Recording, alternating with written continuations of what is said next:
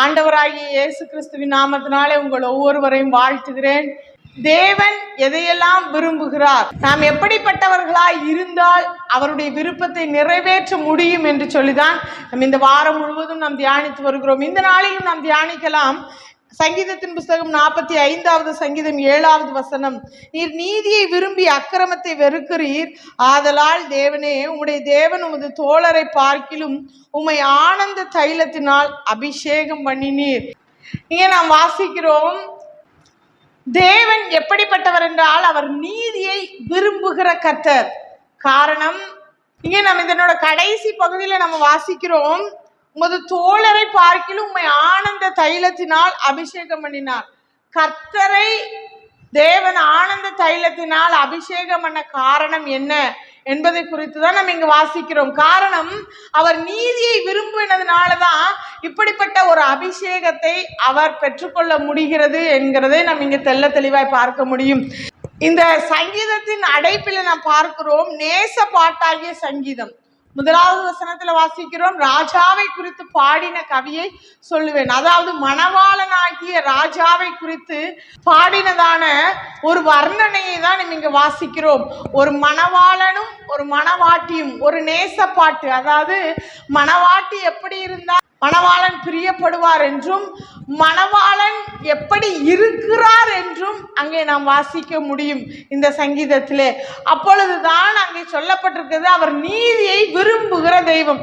அதனாலதான் மற்ற எல்லாரை பார்க்கிலும் அவரை ஆனந்த தைலத்தினால தேவன் அபிஷேகம் பண்ணி வைத்திருக்கிறார் என்று சொல்லி வேதத்திலே இயேசு கிறிஸ்துவை குறித்து நாம் வாசிக்கிறோம். அப்போஸ்தலர் நடபடிகள் 10ஆம் அதிகாரம் 38ஆம் வசனத்தில் இப்படி வாசிக்கிறோம், நசரேயனாகிய இயேசுவை தேவன் பரிசுத்த ஆவியினாலும் வல்லமையினாலும் அபிஷேகம் பண்ணினார்.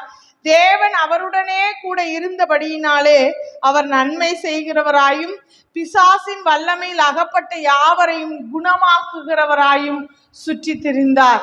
நசரேயனாகிய இயேசுவை பரிசுத்த ஆவியினாலும் வல்லமையினாலும் அபிஷேகம் பண்ணினார். மத்தேயு 3ஆம் அதிகாரம் 16-17 வசனத்துல நம்ம இப்படி வாசிக்கிறோம். இந்த 3ஆம் அதிகாரத்திலே யோவான் ஞானஸ்நானம் கொடுத்து கொண்டிருக்கிறார். இயேசுவும் யோர்தான் நதியிலே யோவானால் ஞானஸ்நானம் பெறும்படி போகிறார். அப்பொழுது யோவானால் ஞானஸ்நானம் பெற்று கரையேறின உடனே வானத்திலிருந்து ஒரு சத்தம் உண்டாகிறது. அதாவது புறாவை போல பரிசுத்த ஆவியானவர் தம்மேல் வருகிறதை அவர் அங்கே காண்கிறார். அப்பொழுது ஒரு சத்தம் வானத்திலிருந்து உண்டாகிறது.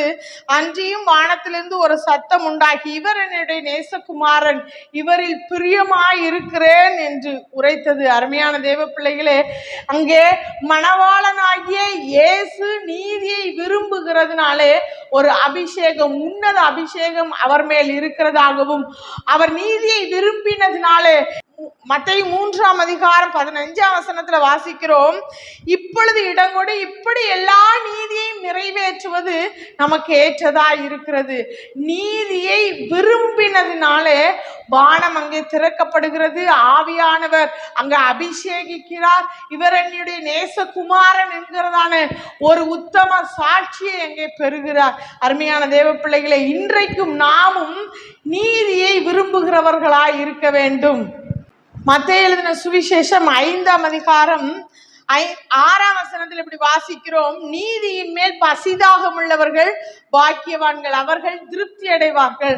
அப்படியானால் தேவன் நீதியை விரும்பினது போல நாமும் ஒரு நீதியை விரும்புகிறவர்களா, அதன் மேல ஒரு பசி உள்ளவர்களா, அதுல ஒரு தாகம் உள்ளவர்களா நாம் காணப்பட வேண்டும் என்று கர்த்தர் விரும்புகிறார். அருமையான தேவ பிள்ளைகளே, ஒருவேளை நீதி செய்ய முடியவில்லையேன்னு நீங்க அங்கலாய்ப்பீங்கன்னா, நீதியின் மேல ஒரு பசிதாக உங்களுக்கு இருப்பீங்கன்னா கர்த்தர் உங்களை திருப்தி ஆக்கிடுவார். 10ஆம் வசனம் சொல்லுகிறது, நீதி நிமித்தம் துன்பப்படுகிறவர்கள் பாக்கியவான்கள், பரலோக ராஜ்யம் அவர்களுடையது.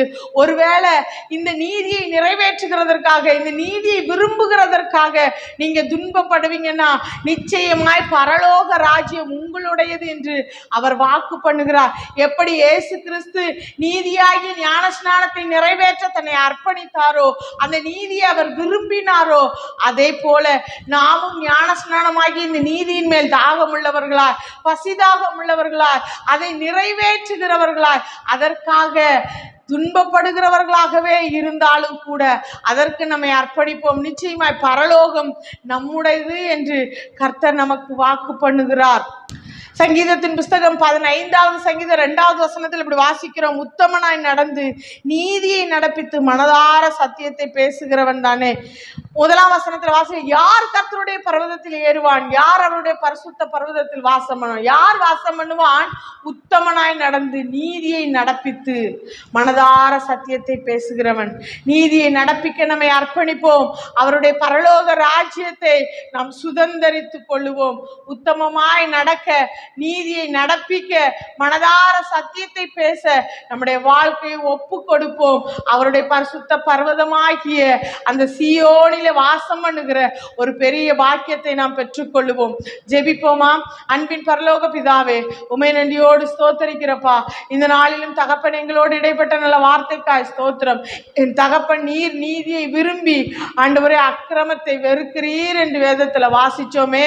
அதனால பிதாவாகி தேவன் உம்மை விசேஷித்த ஆனந்த தைலத்தினால் அபிஷேகித்தது போல நாங்களும் நீதியை விரும்புகிறவர்களாய், நீர் நீதியை நிறைவேற்றினது போல நாங்களும் நிறைவேற்றுகிறவர்களாய், நீதியின் மேல் பசிதாகம் உள்ளவர்களாய் காணப்பட எங்களை ஒப்பு கொடுக்கிறோம். ஆண்டவரே, நீதியை நடப்பிக்கிறவர்களாய், மனதார சத்தியத்தை பேசுகிறவர்களாய் எங்களை அர்ப்பணிக்கிறோம். பரலோக ராஜ்யத்துக்கு பங்குள்ளவர்களாய் சீயோனிலே வாசம் பண்ண நாங்கள் தகுதியுள்ளவர்களாய் இந்த பூமியில வாழ எங்களை நாங்கள் அர்ப்பணிக்கிறோம். ஆண்டவரே, அப்படிப்பட்ட மேலான பாக்கியத்தை கத்த தந்து எங்களை ஆசீர்வதிப்பீராக.